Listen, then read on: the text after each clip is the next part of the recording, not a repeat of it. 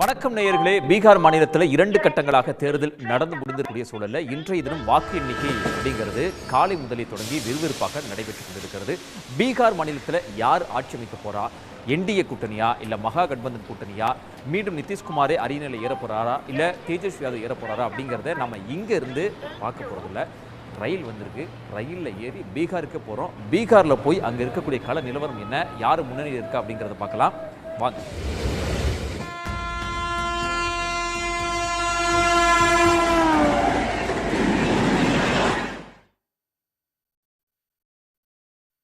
வணக்கம் நேயர்களே. ஒரு வழியா பீகார் மாநிலத்துக்கு வந்தாச்சு. இப்போ பீகாரில் இந்த வாக்கு எண்ணிக்கை அப்படிங்கிறது ரொம்பவே மும்முரமாக விறுவிறுப்பாக நடைபெற்று கொண்டிருக்கிறது.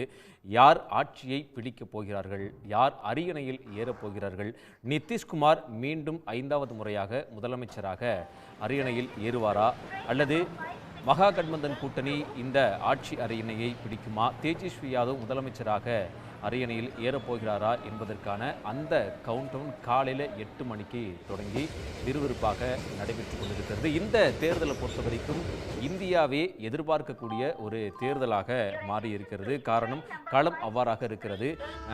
எஸ்ஐஆர் இந்த நடைமுறைப்படுத்தப்பட்ட பிறகு நடக்கக்கூடிய முதல் மாநில தேர்தல் அப்படிங்கிறதுனால ஒரு மிகுந்த எதிர்பார்ப்பு இந்த தேர்தலை நோக்கி எழுந்திருக்கிறது. அது மட்டும் இல்லாமல் இந்த தேர்தலை பொறுத்த வரைக்கும் எதிர்க்கட்சிகள் குற்றம் சாட்டிய ஒரு விஷயம், எஸ்ஐஆர் நடைமுறைப்படுத்தப்பட்ட காரணத்தினால் 65 லட்சம் வாக்காளர்கள் பீகார் மாநிலத்தில் நீக்கப்பட்டார்கள் என்கிற ஒரு குற்றச்சாட்டுக்கு பிறகாக இந்த தேர்தல் என்பது நடந்து முடிந்திருக்கிறது.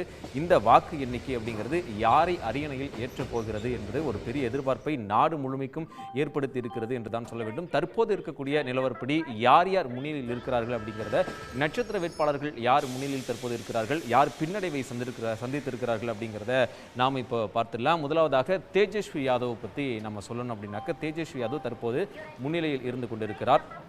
தேஜஸ்வி யாதவ் களம் கண்டிருக்கக்கூடிய இந்த சட்டமன்ற தொகுதி வைஷாலி மாவட்டத்தில் இருக்கு. இந்த சட்டமன்ற தொகுதி அப்படிங்கிறது ஆர்ஜேவினுடைய கோட்டை அப்படின்னு சொல்லப்படுது. காரணம், 2000 முதல் 2010 வரை இந்த தொகுதி ஆர்ஜேவினுடைய வசமாக இருந்தது. 2010-2015 காலகட்டத்தில் அது ஜேடியுடன் சென்றது.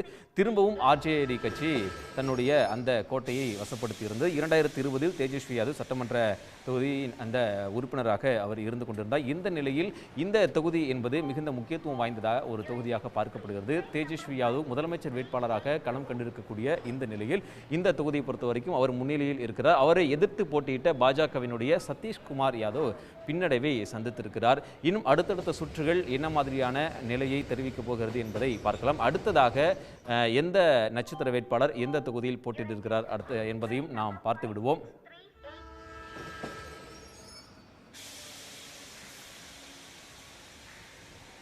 தேஜ் பிரதாப் தற்போது பின்னடைவை சந்தித்து வருகிறார். இந்த தேஜ் பிரதாப் பொறுத்த வரைக்கும் இவர் லாலு பிரசாத் யாதவின் மூத்த மகனாவார். அதாவது தேஜஸ்வி யாதவினுடைய சகோதரர் ஆவார். இவரை பொறுத்த வரைக்கும் தற்போது பின்னடைவை சந்தித்திருக்கிறார். அவரை எதிர்த்து போட்டியிட்டிருக்கக்கூடிய எல்ஜேபி கட்சியினுடைய வேட்பாளர் சஞ்சய் குமார் தற்போது முன்னிலையில் இருக்கிறார். தேஜ் பிரதாப்பை பொறுத்த வரைக்கும் ஆர்ஜேடி கட்சியில் இருந்தவர். அந்த கட்சியிலிருந்து நீக்கப்பட்ட பிறகு ஜன் சக்தி என்கிற ஒரு கட்சி அவர் தொடங்கியிருந்தார். அதனுடைய அடிப்படையில் தற்போது அவர் இந்த தேர்தல் களத்தில் அவர் சந்தித்திருந்தார். தற்போது அவர் பின்னடைவை சந்தித்திருக்கக்கூடிய ஒரு நிலையாக இருக்கிறது. அடுத்தடுத்த சுற்றுகள் என்ன நிலையை தெரிவிக்கின்றன என்பதை நாம் பொறுத்திருந்து பார்க்கலாம். அடுத்ததாக அந்த ஸ்டார் கேண்டிடேட் யார் அப்படிங்கிறத நாம் பார்த்துடலாம்.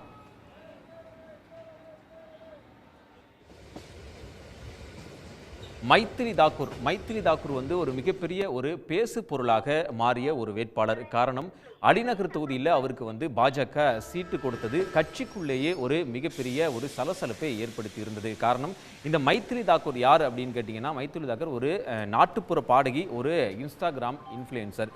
கட்சியில் தொண்டர்கள், ஒரு நிர்வாகிகள்லாம் கட்சி பணி செய்து கொண்டிருக்கும் போது திடீரென ஒரு இன்ஸ்டாகிராம் இன்ஃப்ளூயன்சரை கொண்டு நீங்கள் எப்படி சீட் கொடுப்பீங்க அப்படிங்கிற மாதிரியான பல்வேறு விமர்சனங்களும் குற்றச்சாட்டுகளும் அவர் மீது வைக்கப்பட்டது.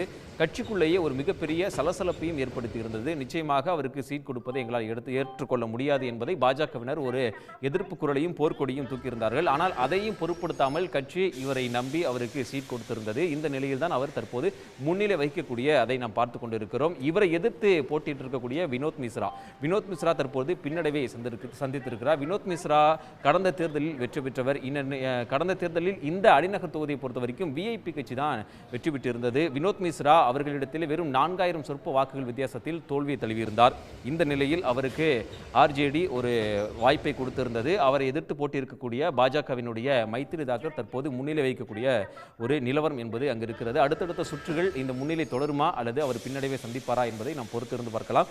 அடுத்ததாக அடுத்த நட்சத்திர வேட்பாளர் யார் என்பதை நான் பார்த்து விடுவோம். தாராப்பூர் தொகுதியை பொறுத்த வரைக்கும் இங்க சாம்ராஜ் சௌத்ரி தான் தற்போது முன்னிலை வைத்துக் கொண்டிருக்கிறார். இந்த சாம்ராஜ் சௌத்ரி யார் அப்படின்னு நாம் பார்க்கும்போது நிதிஷ்குமார் ஆட்சியினுடைய பிஜேபியினுடைய துணை முதலமைச்சராக இவர் பதவி வகிச்சுட்டு வந்தார். இந்த நிலையில் தற்போது அவர் முன்னிலை வகிக்கக்கூடிய ஒரு நிலவரம் என்பது தற்போது அங்கு இருக்கிறது. அவரை எதிர்த்து போட்டியிட்டு இருக்கக்கூடிய அருண்குமார் தற்போது பின்னடைவை சந்தித்திருக்கிறார். ஏற்கனவே கடந்த தேர்தலில் அருண்குமார் சொற்ப வாக்குகளில் தோல்வி தழுவியிருந்தார். இந்த நிலையில் தற்போது அவருக்கு கட்சி மீண்டும் அந்த சீட் கொடுத்திருக்கிறது. இந்த நிலையில் தான் அவர் பின்னடைவை சந்தித்திருக்கக்கூடிய ஒரு நிலை என்பது இருக்கிறது. அவரை எதிர்த்து போட்டியிருக்கக்கூடிய பாஜகனுடைய சாம்ராஜ் சௌத்ரி மீண்டும் அவர் பதவியில் எம்எல்ஏவாக பதவி வகிப்பாரா அல்லது அவருக்கு மீண்டும் முதலமைச்சர் பதவி துணை முதலமைச்சர் பதவி கொடுக்கப்படுமா என்கின்ற பல்வேறு கேள்விகளும் இருக்கின்றன. அடுத்தடுத்த சுற்றுகள் நிலவரத்தை என்னவாக தெரிவிக்கின்றன என்பதை நாம் பொறுத்திருந்து பார்க்கலாம். கட்சி வாரியாக எந்தெந்த கூட்டணி எந்தெந்த இடங்களை பிடித்திருக்கின்றன அப்படிங்கிறத நம்ம பார்த்துலாம். தேசிய ஜனநாயக கூட்டணியை பொறுத்த வரைக்கும் 67 இடங்களில் பாஜக முன்னிலை வகிக்கிறது. அதே மாதிரி ஜேடியு அந்த கட்சியை பொறுத்த வரைக்கும் 63 இடங்களில் முன்னிலை வகிக்கக்கூடியதை நாம் பார்க்குறோம். சிராக் பாஸ்வானுடைய எல்ஜேபி கட்சி தற்போது 10 இடங்களில் முன்னிலை வகிச்சுட்டு வராங்க. அதே மாதிரி HIM கட்சியை பொறுத்த வரைக்கும் 4 இடங்களில் முன்னிலை வகிச்சுட்டு வராங்க. அதே மாதிரி RLM கட்சியை பொறுத்த வரைக்கும் 2 இடங்களில் தற்போது முன்னிலை வகிக்கிறாங்க. அடுத்ததாக தேசிய ஜனநாயக கூட்டணி எவ்வளவு இடங்களில் முன்னிலை பெற்றிருக்கு அப்படிங்கிறதையே நம்ம பார்த்துடலாம். ஜேடியு பாஜக கூட்டணி 175 இடங்களில் முன்னிலை வைத்துட்டு வராங்க. அதே மாதிரி ஆர்ஜேடி பிளஸ் காங்கிரஸ் கட்சி இந்த கூட்டணி 64 இடங்களில் முன்னிலை பெற்றுட்டு வராங்க. 122 இடங்கள் பெரும்பான்மைக்கு தேவை என்கிற பட்சத்தில் தற்போது முன்னணி நிலவரங்கள் வெளிவந்து கொண்டிருக்கின்றன. இந்த தேர்தலை பொறுத்த வரைக்கும் யார் ஆட்சி அமைக்கப் போகிறார்கள் என்பது இன்னும் சற்று நேரத்தில் நமக்கு தெரிந்துவிடும். இதில் குறிப்பாக நாம் பார்க்க வேண்டுமென்றால் தேர்தலுக்கு பிந்தைய கருத்து கணிப்புகள் பல்வேறு விதமான கருத்துக்களை பதிவு செய்திருந்தார்கள்.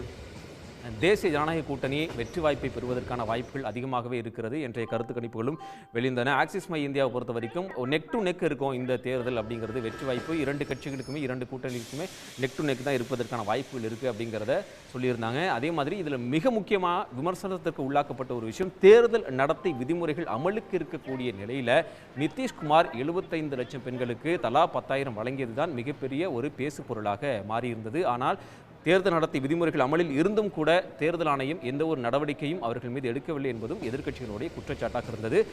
இந்த ஒரு விஷயம் இந்த தேர்தலில் மிகவும் பிரதிபலிக்கப்படும் அப்படிங்கிற ஒரு எதிர்பார்ப்பும் இருப்பு. காரணம் என்னென்ன, பெண்கள் இந்த தேர்தலில் 4,36,000 பெண்கள் கூடுதலாக இந்த தேர்தலில் வாக்களித்திருக்கிறார்கள் என்கிற ஒரு உண்மையும் வெளிவந்திருக்கிறது.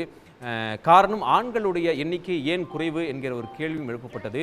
வெளி மாநிலங்களுக்கு அவர்கள் புலம்பெயர்ந்து சென்ற காரணத்தினால் ஆண்களுடைய வாக்கு எண்ணிக்கை அப்படிங்கிறது இந்த தேர்தலை பொறுத்த வரைக்கும் பெரிதாக கணக்கில் வரவில்லை. பெண்கள் அதிகமாக இருக்கக்கூடிய பட்சத்தில் அதுவும் கூடுதலாக 15 லட்சம் பெண்கள் வாக்காளர்களாக நியமனம் செய்யப்பட்டிருக்கிறார்கள். அது மட்டும் இல்லாமல் 18 வயது முதல் 29 வயது வரை உள்ள பெண்கள் வாக்காளர் பட்டியலிருந்து நீக்கப்பட்டிருக்கிறார்கள்.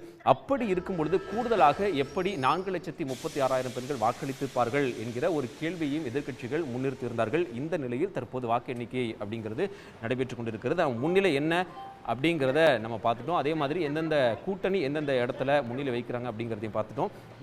இதுவரை இருந்த சுற்றுகள் அடிப்படையில் கிடைத்திருக்கக்கூடிய முடிவுகள். இனி அடுத்தடுத்த சுற்றுகளில் இந்த முன்னிலை வைக்கக்கூடிய இடங்கள் மாறுமா, பின்னடைவு ஏற்படுத்தியிருக்கக்கூடிய அந்த வேட்பாளர்கள் முன்னிலையில் பெறுவார்கள் என்பதை நாம் பொறுத்து இருந்து பார்க்கலாம். உடனுக்குடன் செய்திகளை தெரிந்து கொள்ள சன் நியூஸ் பெல் ஐகானை கிளிக் பண்ணுங்க.